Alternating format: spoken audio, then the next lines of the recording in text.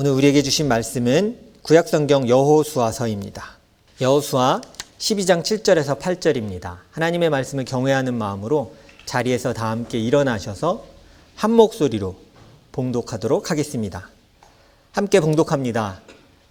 여호수아와 이스라엘 자손이 요단강 동쪽에 있는 서쪽 레바논 골짜기의 바알갓에서부터 세일로 올라가는 곳인 할락산까지 그 땅의 왕을 모두 무찔렀다.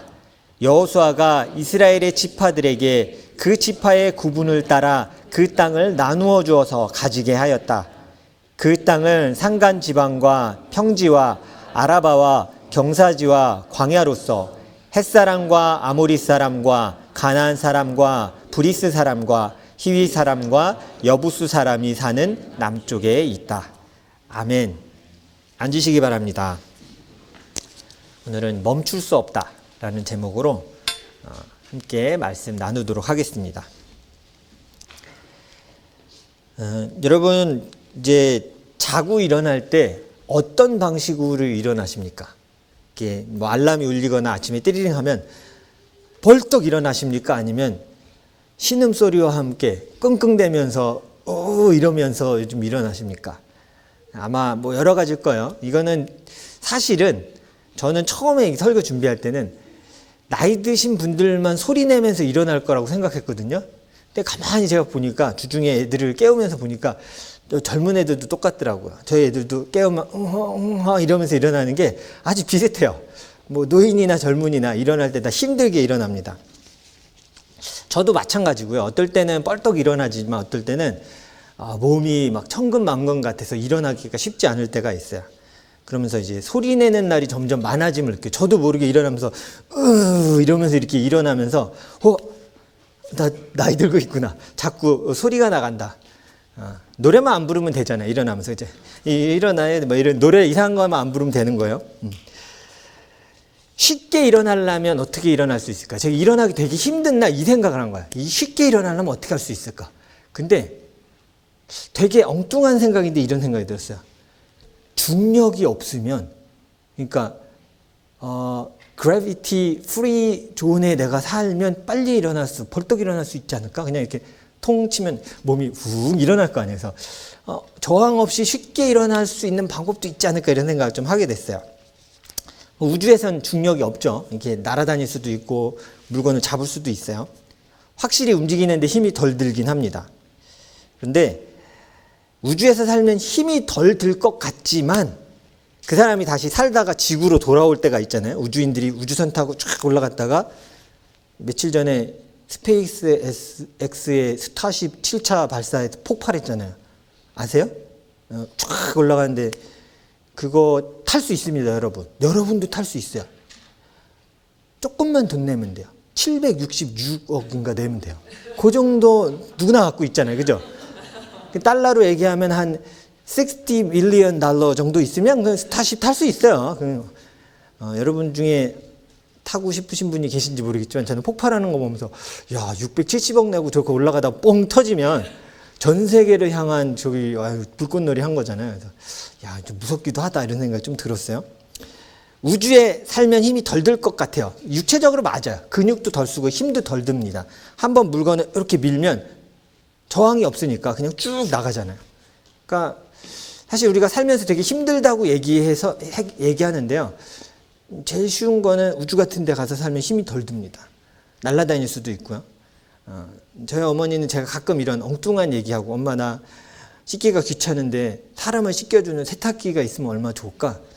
들어가서 제가 이렇게 있으면 덜덜덜 돌려주고 나오면 샤워가 다 되고 어머님이 한 말씀 하셨어요. 죽어라. 죽으면 깔끔하게 해결되고 힘든 일이 없다. 일어나기 힘들 때도 제가 엄마 너무 힘들어 그러면은 재중아 죽어라. 죽으면 영원히 잘 수 있다. 그리고 막 말씀을 암송해 주세요. 뭐 게으른 개미에게 가서 배우라 해서 그만요. 그만 맨날 그랬어요. 사실 살기 힘들면 육체적으로 힘들고 쉽게 살아갈 수 있는 방법이 찾으면 있을 것 같긴 합니다. 그래서 제가 너무 궁금해서 우주에서 살면 얼마나 힘이 덜 든지가 되게 궁금해졌어요. 그래서 제가 서칭을 좀 해봤더니 덜 들긴 한데 우주에 갔다 온 후회가 너무 큰일이더라고요. 여러분 혹시 보신 적 있어요? 우주에 나갔다가 돌아온 우주인 인터뷰할 때 이렇게 꼿꼿이 서서 인터뷰하는 우주인을 본 적 있으세요? 우주 비행사? 아무도 없어요. 다 이렇게 들것에 실려 나와서 휠체어처럼 이렇게 누워갖고 인터뷰 보통을 해요. 그게 이유가 있더라고요. 사진 하나를 보여드리겠습니다. 이 사람 이름이 뭐냐면요. 프랭크 루비오라는 사람이에요. 미국 비행사인데 우주 공간에 며칠 있었냐면 371일을 거주하다가 미국 다시 돌아왔대요. 지구로. 근데 이게 되게 오래 있었다. 이렇게 오래 있어도 되나 그래서 더 찾아보니까 너무 웃긴 게 더 원래 일찍 오려고 했대요. 200 몇 일에 오려고 했는데 우주선이 고장 나갖고 다시 받아서 뭘 와야 돼서 거의 돌아오는 게 100몇 일 정도 늦어졌다고 그래요. 370일 만에 1년이 넘었죠. 외국이 아니에요. 이거는 우주에 나갔다가 비행기 타고 다시 돌아왔는데 문제는 뭐냐면 몸에 너무 많은 변화들이 생긴 거야. 힘이 덜 들어도 되는 아주 이게 우주에 편할 것 같았지만 갔다 오니까 몸에 어떤 이상이 생기냐면 그러니까 이 사람과 여러 우주인들을 평가한 거예요. 갔다 오면 어떤 몸에 이상이 생기나. 첫 번째가 근육 감소였어요. 평균적으로 2주에 몸 전체의 20%의 머슬이 감소한대요. 이 사람 며칠 갔다 왔어요? 370일 갔다 왔잖아요. 그러니까 몸의 근육에 힘을 별로 쓸 일이 없으니까 근육 안 쓰면 빠지는 거 아시죠? 그러니까 근육이 점점 빠져서 힘이 없어서 혼자 서 있지도 못하고 어떻게 하니까 저렇게 들것에 이렇게 나오고 있는 거예요. 6개월이 보통 지나면 30% 정도 감소한대요. 야, 그러면 1년 있었으면 이 사람은 한 반쪽이 돼갖고 진짜 왔겠네 생각이 들어요. 특히 몸을 지탱해주는 목, 척추, 다리 근육이 급격하게 빠져요. 왜냐하면 힘을 줘서 서 있을 필요가 없잖아요. 둥둥둥 떠다니니까. 그래서 키도 더 큰데요. 척추 사이사이가 벌어져서 디스크가 눌려있는 분은 한번 갔다 오시면 좋을 것 같아요. 그래서 이게 쫙쫙쫙 펴져서 키가 커져요. 근데 문제는 키가 커졌지만 다시 이 땅에 왔을 때 받쳐줄 근육이 없는 거야. 그러니까 더 통증이 심해지는 거죠. 그래서 서 있지 못하고 누워있게 되는 거야. 골다공증이 있으십니까? 가시면 안 됩니다. 우주에서는 뼈 밀도가 감소합니다. 그러니까 본 댄서리라고 그러죠. 이게 골밀도 그게 디크리징 되는 거예요. 6개월에 보통 우주에 나가 있으면 10%가 감소한대요. 참고로 노인들이 1년에 0.5% 골밀도가 감소합니다. 지구에서 살면 0.5%에서 많으면 1%. 그러니까 10년치 노인이 겪을 골밀도 감소를 우주에 나가서 6개월 만에 겪을 수 있는 거예요. 1년 갔다 오면 더 심하겠죠. 그래서 세게 치면 다 이 골절이 되는 거예요. 뼈가 부러지거나 서 있지도 못하는데 뼈도 힘이 없는 겁니다. 그리고 정상으로 돌아오는데 보통 4년 정도 걸린대요. 골밀도를 정상으로 돌리는데. 이외에 시력, 이 신경 있는 이 혈관이 잘 안 늘기 때문에 부종이 생기고요. 시력이 감퇴돼요. 체중은 좀 감소된답니다. 혹하시겠지만 근데 의미가 없대요. 우주에서는 몸무게를 제대로 잴 수 없기 때문이에요. 몸이 떠다녀서 이게 무게가 있어야 몸무게를 재는데 잴 수가 없는 거죠. 백혈구수도 감소하고요. 제가 다 읽고 나니까 그냥 이 땅에 사는 게 축복이라는 생각이 딱 들었어요. 힘들어도 소리 내면서 일어나도 이게 축복이고요. 사는 게 힘겨워도 이 땅에 살아가고 있는 게 참 축복이라는 생각이 들었습니다. 우리가 이 땅에서 살아간다는 것 매일매일 힘듦의 연속입니다. 이제 저희 아이들도 이제 자라가고 또 미래에 어떤 직장을 가질까 이런 고민도 하니까 이런 얘기들 아이들하고 하거든요. 근데 아이들이 착각하는 게 있더라고요.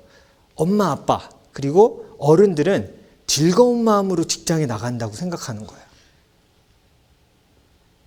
어른들 표정 좀 봐요. 아무도 없는 거야. 아무도. 힘겨워.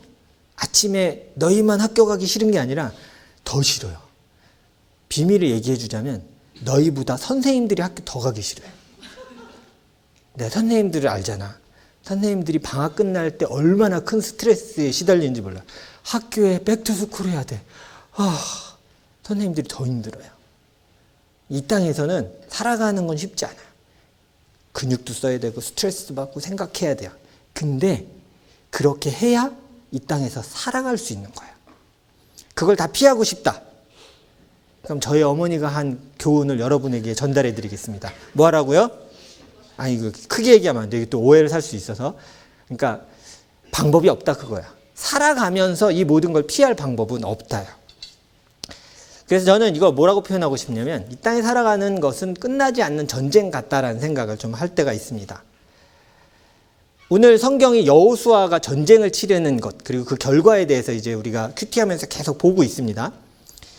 그래서 한 1, 2주간 조금 참으면서 큐티를 하셔야 돼요. 이름이 많이 나와요. 지명도 많이 나올 거고 왕의 이름도 많이 나올 거고 잘 모르는 것들이 너무 많이 나서 답답하실 수 있는데 조금 참으면서 이 전쟁에 대해서 보시면 좋을 것 같아요. 우리가 이 여호수아서를 보면서 많이 착각하는 건 뭐냐면 전쟁이 나오고 승리하고 이런 거 우리가 많이 봤잖아요. 여호수아가 여리고성을 점령하고 아이성을 점령하고 또 이번 주 우리가 본 건 뭐예요? 기브론 사람들과 연합하여서 연합 왕들과 또 전쟁하여 이긴 거 뭐 이런 것도 우리가 봤습니다. 여러 가지 성도 차지하고 이런 걸 쭉 봤어요. 근데 사실은 이렇게 이겼다고 해서 가나안 땅을 차지하는 것이 끝난 것이 아닙니다. 대부분 우리가 이렇게 전쟁하고 여기 성을 얻었다. 어떤 왕을 뭐 죽였다. 어떤 성을 싸워 이겼다. 이렇게 우리 성경 기록되면 대부분의 우리 그리스도인들이 어떻게 생각하냐면 아유 땅을 차지했네. 이겼네. 됐다. 가나안 땅을 가졌구나. 근데 여러분 아니에요. 그건 뭐만 얘기하는 거냐면 전쟁에서 이겼다만 얘기하는 거야. 이게 여호수아서를 볼 때의 우리의 착각입니다. 전쟁을 이겼으니까 차지했고 그 땅을 가졌네라고 생각하는데 아니라니까요. 성경은 전쟁에 이겼다를 얘기하지 그 땅을 차지해서 그들의 것으로 만들었다라고 잘 표현하지 않아요. 성경을 보면 그 싸움은 일회성으로 그냥 끝날 싸움이 아님을 계속 얘기해 줍니다. 제가 지도 하나를 보여드릴게요. 제가 새벽 예배 때 올려드렸던 그 지도입니다. 이번 주 큐티할 때는 한 2주간 이 지도가 되게 유용할 거예요. 다시 우리 한인교회 카톡방에 들어가셔서 이 사진을 다운로드 받아 놓으시면 뭐 폰이나 태블릿에 받아 놓으시면 큐티 하실 때 굉장히 수월하실 거예요. 한 2주 동안. 자, 여기 이렇게 지도를 한번 보시면요. 자, 여기입니다. 길갈에서 나가서 뭐 여리고 아이성을 점령한 다음에 쭉 싸워서 여러 성들과 전쟁을 해서 이게 불꽃이 있는데 하나씩 이게 전쟁을 해 나갑니다. 이제 여호수아서 이번 주 여러분이 묵상하실 때 큐티에서 어느 왕을 이겼고 어느 성을 차지했고 전쟁에서 이겼고 이런 표현들이 계속 나올 거야. 그러면 우리가 생각하는 건 이거야. 그 성을 이겼으니까 그 성은 앞으로 이스라엘에게 속한 성이 되었구나라고 우리가 생각하거든요. 근데 그런 성도 있지만 아닌 성도 있음을 우리가 좀 알아야 돼요. 이걸 전제하고 여호수아서를 읽어야 그 다음에 이제 여호수아서 이후에 뭐 열왕기사 이렇게 나오는 저거 옛날에 차지했는데 왜 딴 사람 땅이 돼 있지? 이런 장면이 되게 많이 나올 거야. 대표적인 걸 좀 보여드리도록 하겠습니다. 여러분이 가장 잘 알고 있는 성 하나입니다. 같이 한번 읽어볼까요? 시작. 그러나 유다 자손이 예루살렘 성에 살던 여부스 사람을 쫓아내지 못하였으므로 여부스 사람과 유다 자손이 오늘날까지 예루살렘 성에 함께 살고 있다. 이번 주에 큐티 묵상하실 때 우리 순모임 했으니까 우리 그 순 더 잘 알겠죠. 제가 말씀드렸을 거예요. 예루살렘에 살고 있던 왕이 다른 연합군을 모아서 싸움이 붙었었잖아요. 그죠? 이스라엘과 싸움이 붙었어요. 이겼잖아요. 근데 이게 무슨 소리예요? 그 성 이겼다니까요? 왕도 죽이고 다 차지했다고 생각했는데 성경은 뭐라고 얘기해요? 유다 자손이 여부수 사람을 끝까지 쫓아내지 못하여서 여부수 사람과 유다 자손이 오늘날까지 예루살렘 성에 함께 살고 있다. 이거 후대에 기록한 거잖아요. 시간이 한참 지난 후에 평가를 이렇게 하는 거야. 그래서 성경학자들도 신학자들도 어떻게 구약학자들이 얘기하냐면 다윗이 저 성을 완전히 차지하기 전까지는 유다 사람들은 예루살렘 성 안에 거주하지 못했대요. 그러니까 주변, 성 주변엔 살고 있었지만 그 안에 거주하지 못했대요. 왜냐하면 그 사람들이 쉽게 성을 내주지 않는 거야. 나가지 않는 거죠. 분명히 이겼어요. 차지한 것 같았어요. 근데 완전히 내게 안 되는 거예요. 쉽지 않네. 그러고 주저하다가 예루살렘 주변에 그냥 머물러 살게 된 거예요. 언제까지? 다윗 왕 때까지. 얼마나 많이 그럼 시간이 더 걸리겠어요. 한참 때까지 예루살렘을 제대로 정복하지 못했다는 겁니다. 예루살렘은 보통 우리가 이스라엘의 수도로 알고 있는 이유는, 잘 아는 이유는 뭐냐면 다윗이 점령하고 다윗성이라고 예루살렘이 불렸기 때문이에요. 그래서 우리가 많이 들어서 예루살렘 그러면 이스라엘 거 이렇게 생각하는데, 다윗 이전에는 예루살렘은 이스라엘 게 아니었어요. 솔직히 말하면. 싸워서 이기고 승리했지만 우리 게 안 됐다니까요. 또 뺏기고 거기서 거주할 수도 없었던 거예요. 그래서 기억하실 거예요. 다윗이 왕으로 세워질 때 헤브론에서 왕으로 세워졌습니다. 헤브론으로 사람이 왔어요. 아까 지도로 가면 보일래나요? 여기 표시가 정확히 안 돼 있네요. 정확히 안 돼 있는데 여기 있네요, 여기.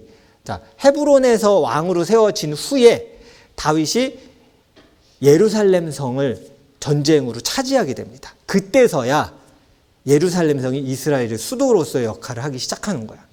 시간이 굉장히 많이 걸린 일입니다. 그때 어떤 일이 있었는지 구약성경에서 하나 같이 한번 읽어보도록 하겠습니다.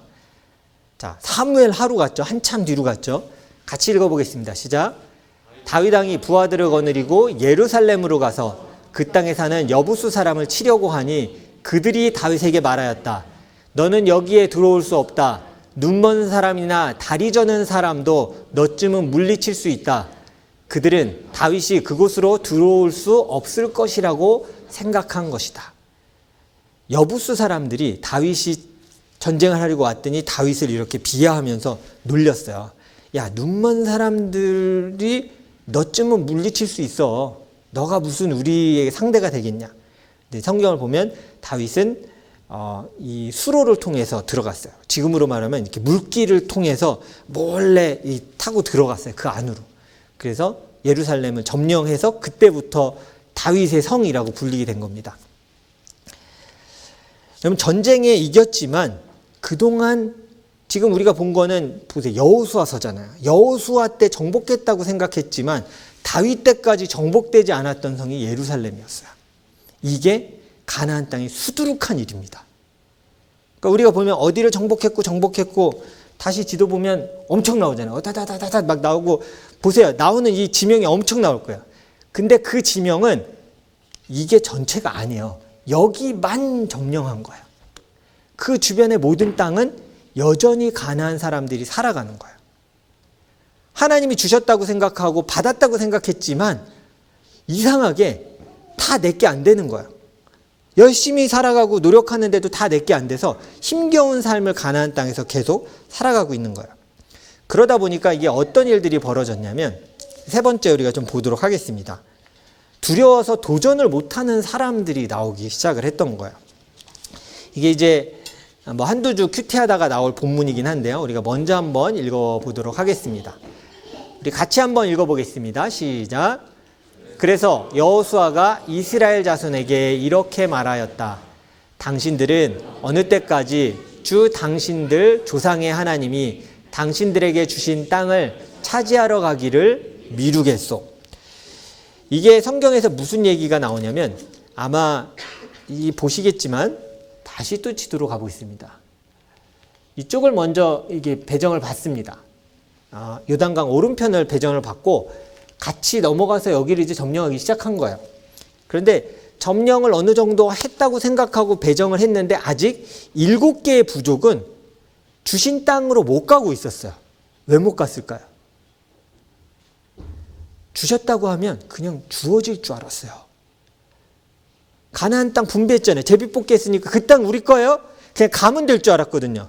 근데 뭘 어떻게 해야 되냐면 목숨을 걸고 가서 싸워서 쟁취해야 되는 거예요. 그래서 7개의 부족이 아직 나가지를 못한 거예요. 전투를 제대로 시작도 못하고 주신 약속은 알겠는데 아직 그거 내 땅이 아니네 그러고 주저하고 있는 거야. 그때 여호수아가 이 얘기를 7 족속에게 한 거예요. 다시 읽어볼까요? 이스라엘 자손에게 이렇게 말하였다. 당신들은 어느 때까지 주 당신들 조상의 하나님이 당신들에게 주신 땅을 차지하러 가기를 미루겠소? 비난하고 있는 거야. 너희 언제까지 그렇게 주저하고 있을 거야? 약속 주셨잖아. 주신다고 하셨잖아. 근데 왜 계속 그 땅 언제 주시지만 하고 있냐? 그 땅을 주십시오라고 그 땅에 가서 싸우지 않고 네 자리에 머물러서 벌벌 떨고 있냐? 나가라. 싸워라. 그리고 차지하라. 이때는 여호수아가 이제 나이가 많이 들 때요. 자기가 죽기 전에 이제 빨리 이거를 마무리해야 되는데 움직이지 않는 거야. 그래서 이 7 족속에게 이 얘기를 하는 거야. 가서 그 땅을 차지해야 한다. 미루지 말아라라고 얘기했습니다. 아직 정복되지 않은 땅을 나눠준 거예요. 이게 우리의 착각입니다. 가나안 땅은 선물로 땅 문서 주면서 자 너는 요단강 동편 북쪽의 땅 자 가져가 그러면 와 아니에요. 그 땅에는 사람들이 살고 있고요. 가서 전쟁을 통해 내가 차지해야 되는 땅인 거예요. 전쟁에 이겨야 되고요. 그 지역에서 살아야 되는 거예요. 어쩌면 2가지 마음이었을 거야. 하나는 안 싸우고 여기서 평안하게 살아가는 거 괜찮은데 또 하나는 거기까지 가서 싸우는 게 두려워요. 그러니까 그냥 안주하고 싶은 마음에 약속은 받았지만 움직이지 않는 거예요. 거기에 대해서 질책하는 게 오늘 저 말씀이에요. 어느 때까지 너의 약속을 미루고 있겠느냐라고 얘기하는 거죠. 우리는 성경에서 보는 가나안 땅의 정복에 대한 것이 이렇게 생각해요. 승리하고 정복했다. 그럼 내 땅이 될 거라고 많이 생각을 합니다. 그런데 전쟁이 이긴 후에도 성과 땅을 빼앗기기도 했습니다. 아까 제가 예루살렘도 이야기해드렸잖아요. 그 위에 많은 성들도 나중에 성경을 보시면 분명히 전쟁에 이겼고 차지했다고 얘기했는데 또 이스라엘 나라가 세워진 다음에 전쟁을 또 해요. 그 성들과 뺏긴 거예요. 아니면 이겼지만 정복하거나 차지하지 못했던 거예요. 가나안만 들어가면 끝이라고 생각했습니다. 많은 그리스도인도 그렇게 생각해요. 가나안 땅 받는 것에 대해서 야 들어왔네. 젖과 꿀이 흐르는 땅에 들어왔으니까 됐다. 아니요. 젖과 꿀이 흐르는 그곳을 가서 내 약속을 믿고 차지하라요. 가면 끝이 아닙니다. 그곳에서 어려움과 전쟁이 그 안에서 시작되는 거예요. 저절로 거기에 사는 민족들이 도망가지 않습니다. 보세요. 왕이 죽었고 했는데도 여부수 족속이 끝까지 떠나지 않잖아요. 예루살렘에서. 그래서 다윗 때까지 들어갈 수 없었던 거예요. 그러니까 분명히 가나안 땅 차지한 것 같잖아요. 분배 받았잖아요. 유다 지파도. 그런데 들어가서 못 사는 거예요. 마지막까지 힘겨워도 싸워야 되는데 어느 정도 싸우다가 그냥 여기도 살만하네. 그만. 하나님을 향해 열정을 너무 내지 마. 지금도 살만해. 그래서 그 자리에 주저앉고 살아버린 거예요.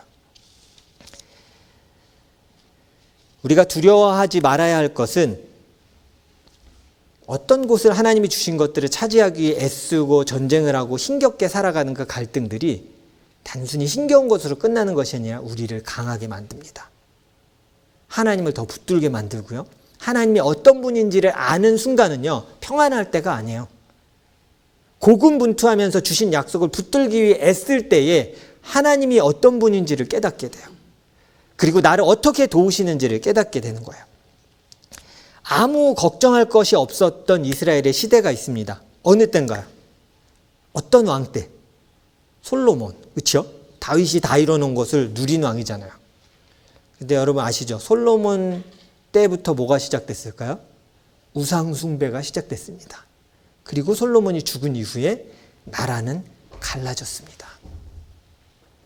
모든 사람이 꿈꾸는 거잖아요. 저 힘겹게 일하지 않아도 좀 먹고 살았으면 좋겠습니다, 주님. 어디서 뚝 하고 돈이 떨어졌으면 좋겠습니다, 주님. 안 될래나요? 저는 여러분에게 꼭 말씀드리고 싶어요. 그것이 여러분의 삶을 망칠 수 있습니다. 왜냐하면 힘들이지 않고 살아가길 원하기 때문이에요. 점차 그렇게 살아가기 시작하면 우리의 영혼의 근육이 빠질 거고요. 힘이 사라질 거예요. 어느 순간 내 힘으로 설 수조차 없게 될 거예요. 그럼에도 불구하고 우리는 많은 그리스도인들이 그걸 요구해요. 힘들이지 않고 살아갈 수 있었으면 좋겠습니다. 아니요. 그건 하나님의 뜻이 아닙니다. 명확히 제가 말씀드릴게요. 땀 흘려 힘써 일하는 것이 주의 뜻입니다. 힘겨워도 그 일을 악물고 해나가야 하는 것이 정복하는 일입니다. 우리는 평안을 추구하고 기도하기도 합니다. 아무 일 없기를 바라며 두려움이 없는 때를 소망하기도 해요. 하지만 그런 상황은 우리를 더 약하게 만들고 병들게 만들 수도 있습니다. 어쩌면 우주에 살 때는 우주인이 자기가 힘이 없는지 몰랐을 거예요. 근데 지구에 도착하는 순간, 중력이 몸에 가해지는 순간 깨닫게 됐어요. 내 몸에 견딜 힘이 없구나. 누군가 부축해주지 않으면, 끌어주지 않으면 일어서지도 못하는 상태가 된 거예요. 우리 먹고 사는 것도 힘듭니다. 매일매일 사는 것이 쉽지 않아요. 매달 살아가는 것이 걱정이기도 합니다. 그래서 이게 연속되면 삶의 소망이 없어지기도 해요. 난 안 되나 봐. 왜 나는 변화되지 않지? 내 삶은 나아지지 않지? 여러분, 이게 이민생활 길어진다고 해결되는 일도 아닙니다. 영주권을 위해 애쓰고 계신 분들도 많이 계실 거예요. 저도 그런 기간이 있었는데 그때 저에게 사람들이 이런 얘기를 했어요. 영주권 다 받는다고 끝은 아닙니다. 그 뒤에 받은 후에 뭘 하고 살아갈지를 준비하고 생각해야 돼요. 속으로 생각했어요. 자기는 있으니까 저런 얘기 나한테 하지. 근데 무슨 얘기인지 알겠더라고요. 받는 게 문제가 아니었어요. 받은 후에 어떻게 살아갈지가 더 중요했던 거예요. 그리고 받으면 뭔가 다 열릴 줄 알았어요. 아니요. 하루하루 힘들지 않은 날이 없었습니다. 목사인 저도 그 하루하루가 그렇게 쉽지 않습니다. 여전히 이번 달 월세 내는 것에 감사하며 살아가요. 이게 쉬운 일이 아니에요. 그러나 오늘 성경은 이야기하는 거예요.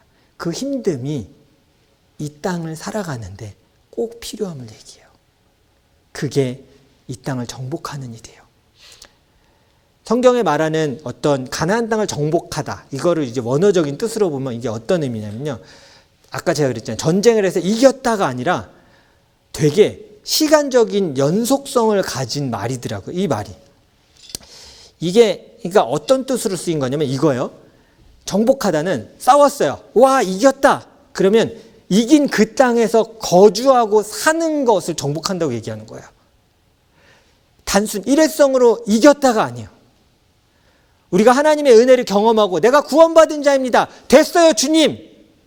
아니, 그거는 우리에게 주신 유업을 받은 자세가 아니에요. 오늘 나를 세워주신 이곳에서 내가 살아가겠습니다요. 힘겹지만 지켜내겠습니다.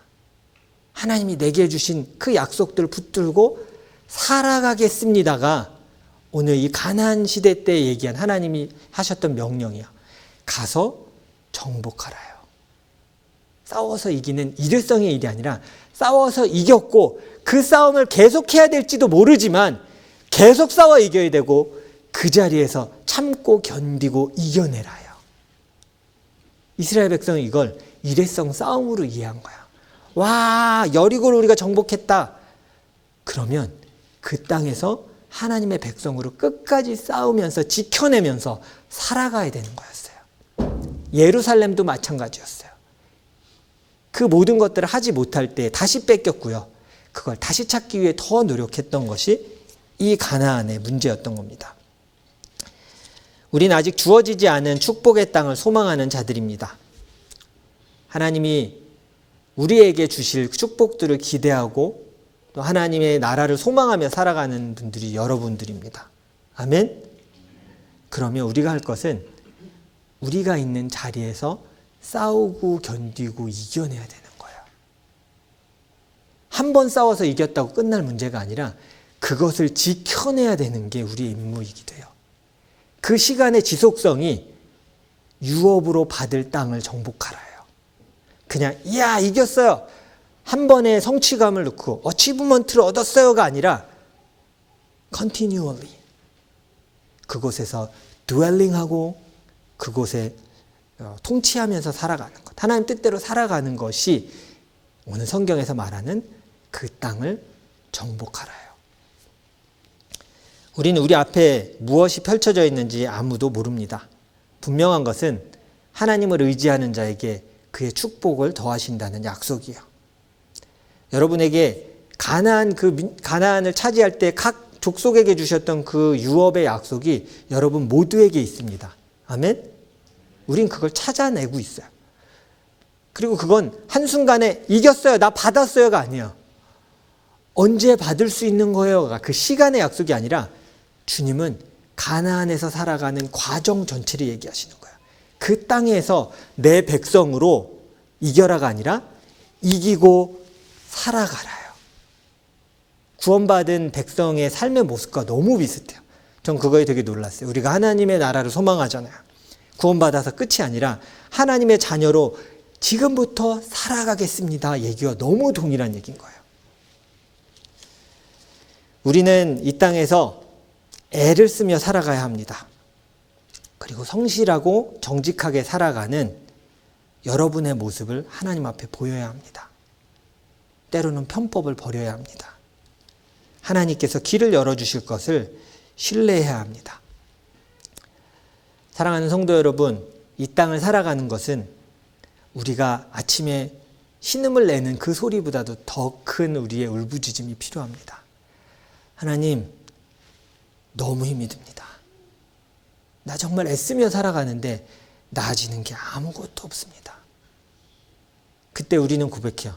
에이, 축복이 아니었나 보다. 아니요. 그 땅에서 이기고 살아가는 것이 정복하는 것이고 그것이 축복입니다.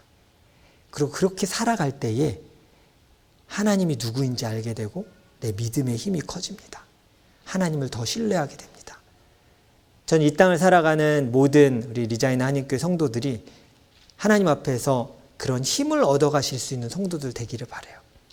편하게 살아가고 노력하지 않아도 쉽게 살아갈 수 있는 것을 꿈꾸는 자가 아니라 때로는 눈물을 흘리지만 그런 하나님 내가 줄을 붙들고 이겨내며 살아가겠습니다라고 고백하는 여러분 되시기를 주님의 이름으로 축원합니다.